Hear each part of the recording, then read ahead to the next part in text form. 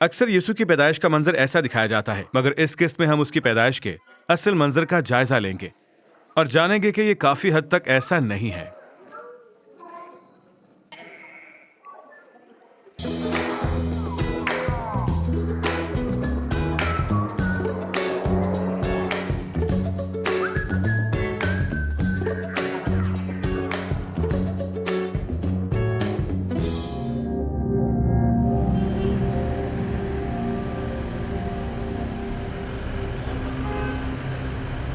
तो इस वक्त हम चर्च ऑफ नेटिविटी में मौजूद हैं, जो यहाँ पर है।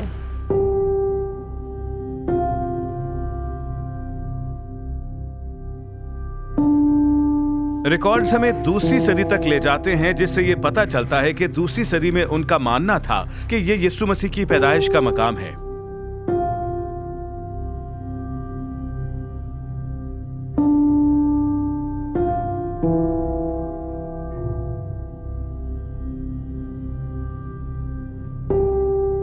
याद करें, यीशु ने कहा था कि ऊंट का सुई के नाके में से गुजर जाना इससे आसान है कि दौलतमंद खुदा की बादशाही में दाखिल हो।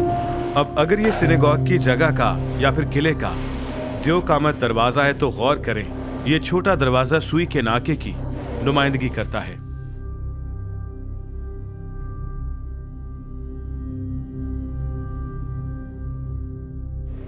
अकायद के लिहाज से इस चर्च के 4 मुख्तलिफ हिस्से हैं: रोमन कैथोलिक, ऑर्थोडॉक्स, आर्मीनियन और सीरियक ऑर्थोडॉक्स, और तमाम राहब इस अहाते में रहते हैं। तो दरअसल मैंने ये बात पढ़ी है कि बाज़ औक़ात राहबों के दरमियान लड़ाई हो जाती है कि कौन क्या चीज़ साफ करेगा, और हत्ता कि फ़लस्तीनी पुलिस को मुदाखलत करके लड़ाई रुकवानी पड़ती है।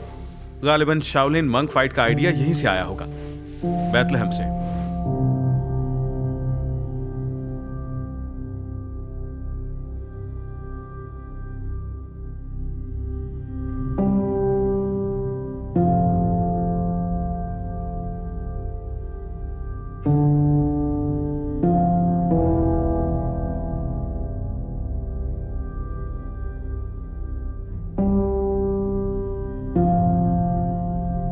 इस वक्त हम बैतलहम में एक गार में मौजूद हैं। चर्च ऑफ नेटिविटी के बिल्कुल नीचे बैतलहम के मरकज में ये गार है जहां पर यीशु चरनी में पड़ा था। उन्होंने यहां खुदाई की और आसार कदीमा के तमाम शवाहिद यीशु के दौर तक लेकर जाते हैं, और उनसे पता चलता है कि ये ऐन वही मकाम है जहां यीशु की चरनी रखी हुई थी। कुछ यहां पर उन्होंने घास रखी होगी और उसे यहां रखा होगा।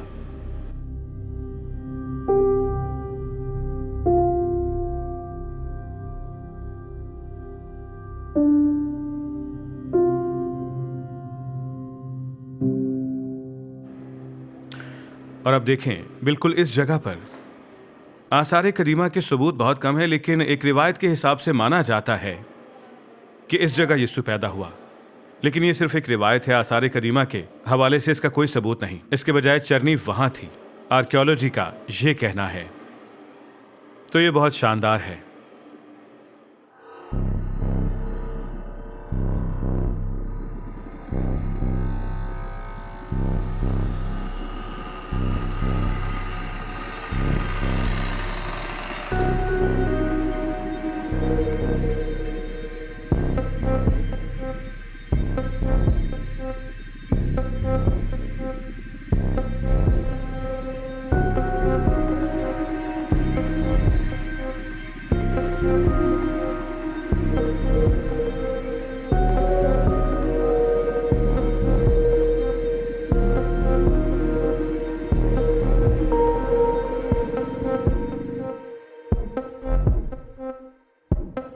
जी हाँ, तो इस वक्त हम सेंट जेरोम की गारों में मौजूद हैं। ये वो जगह है जहाँ यूनानी से लातीनी जुबान में बाइबल मुकद्दस का तर्जुमा किया गया।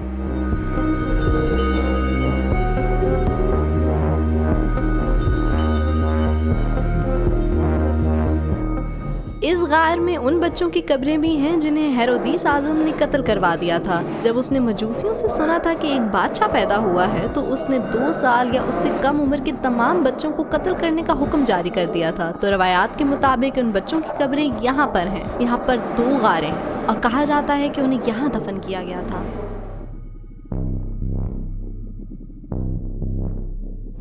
बहुत सी कब्रें चट्टानों में खोदी गई थीं और यहाँ हम बहुत सी गारें देखते हैं जो ऐसे नज़र आती हैं जैसे चट्टानों में खोदी गई हों। और इन गारों में हमें ताक नज़र आते हैं छोटे खानों की सूरत में, और ये आमतौर पर ऐसी जगह थी जहाँ लोगों को दफनाया जाता था। और यहाँ पर भी हम यही तर्ज देखते हैं। और ये वाहिद गार नहीं है, इनमें से अक्सर इस जगह के नीचे हैं। तो यहाँ पर एक मौजूद है और कुछ यहाँ पर हैं। हम इन्हें इन खिड़कियों में से देख सकते हैं।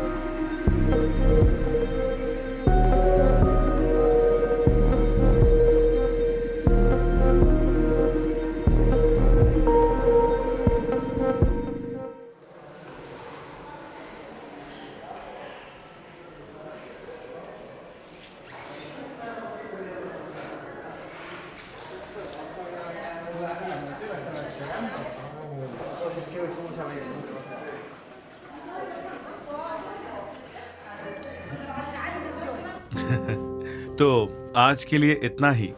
लेकिन अगर आप ये सोच रहे हैं तो हाँ, हम बैतलहम में हैं जो कि फलस्तीन में है। इसका मतलब है कि हमें बस का सफर करना पड़ा और हिफाजती नाकों से गुजरना पड़ा। इन हिफाजती नाकों पर इस्राएली फौज की बड़ी तादाद तैनात थी और ये इलाका बहुत बड़ी दीवार में घिरा हुआ है। इस्राएली तरफ से ये कंक्रीट से बनी दीवार के अलावा कुछ और नजर नहीं आती, लेकिन फलस्तीनी तरफ से ये नक्शो निगार और हर तरह की तहरीरों से भरी पड़ी है। हम कलीसियाई वफद के साथ यहाँ आए थे। बहुत सी इसराइल की अरबी कलीसियाएं एक होटल में एक जगह पर जमा हुई थीं ताकि खुदावंद की इबादत की जाए। वहाँ मिलकर हम खुदावंद के कलाम का मुताला करें, पैगामात सुने और इकट्ठे रिफाकत रखें। और मैं कहूँगा अब तक ये बड़ा पुरजोश रहा है। और रोडा को और मुझे बैतलहम के पुराने शहर में जाने और दरियाफ्त करने का मौका मिला। तो आज आपने बैतलहम में नेटिविटी चर्च देखा जहाँ यीशु पैदा हुआ था और वहाँ यीशु को एक चरनी में रखा गया था। मगर अगले हफ्ते हम इस शहर को और कुछ दूसरी जगहों को और ज्यादा जानेंगे और हम आपको फिलिस्तीन के बारे में बहुत ही दिलचस्प चीज दिखाएंगे जो कि मीडिया दरअसल आपको नहीं दिखाता। ये बहुत दिलचस्प होगा। तो हमारे चैनल को सब्सक्राइब करें ताकि आने वाली वीडियोस के बारे में आपको पता चल सके। तब तक शानदार हफ्ता गुजारें। खुदा आपको बरकत दे।